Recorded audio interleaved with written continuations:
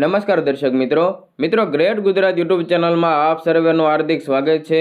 દેશ અને દુનિયાના તાજા અને મહત્વના સમાચાર સૌથી પહેલા મેળવવા માટે અમારી યુટ્યુબ ચેનલ ગ્રેટ ગુજરાતને સબસ્ક્રાઇબ કરી લેજો અને બાજુમાં આપેલા બેલના નિશાનને પણ દબાવી દેજો, જેથી અમારા આવનારા તમામ વિડીયોની માહિતી તમારા સુધી પહોંચતી રહે।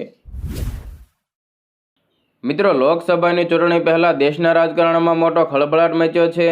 હાલમાં સૌથી મોટા સમાચાર એ સામે આવ્યા છે કે દિલ્હીના કથિત દારૂ કૌભાંડમાં સીએમ અરવિંદ કેજરીવાલની ધરપકડ કરવામાં આવી છે। સતત 9 સમન્સ મોકલ્યા બાદ ઈડીની ટીમ ગુરુવારે સાંજે 10મા સમન્સ સાથે કેજરીવાલના ઘરે પહોંચી ગઈ હતી। પૂછપરછ બાદ ઈડી દ્વારા મોટી કાર્યવાહી કરવામાં આવી હતી। ઈડીના જોઈન્ટ ડાયરેક્ટર એવા કપિલ રાજ પણ કેજરીવાલના ઘરે હાજર હતા। મિત્રો, કેજરીવાલનું નિવેદન પીએમએલની કલમ 50 હેઠળ નોંધવામાં આવ્યું હતું। વધુમાં ઈડીના તપાસ અધિકારી જોગેન્દ્રએ સીએમ અરવિંદ કેજરીવાલની પૂછપરછ કરી હતી। મિત્રો, સૂત્રોના જણાવ્યા પ્રમાણે તેના ઘરની પણ તલાશી લેવામાં આવી હતી। કેજરીવાલની કાનૂની ટીમે સુપ્રીમ કોર્ટમાં અરજી દાખલ કરી છે, જેમાં હાઈકોર્ટના આદેશને પડકારવામાં આવ્યો છે। આ દરમિયાન દિલ્હીના કેબિનેટ મંત્રી સૌરભ ભારદ્વાજ પણ કેજરીવાલની ઘરની બહાર પહોંચી ગયા હતા।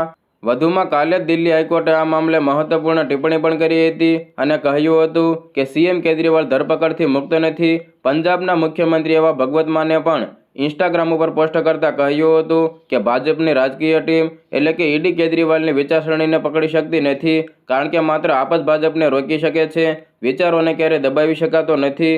પોલીસ સૂત્રોચ્ચાર કરી રહેલા આપ નેતાઓની અટકાયત પણ કરી રહી છે। સમર્થકોની અટકાયત કરીને સીએમ આવાસથી હટાવી દેવામાં આવ્યા છે।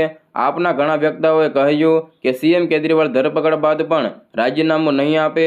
ઈડી ઓફિસ તરફ જતા રસ્તા ઉપર બેરિકેડિંગ કરવામાં આવ્યું હતું। કલમ 144નું બોર્ડ પણ લગાવવામાં આવ્યું હતું। ઈડી ઓફિસની બહાર સુરક્ષા પણ વધારી દેવામાં આવી હતી।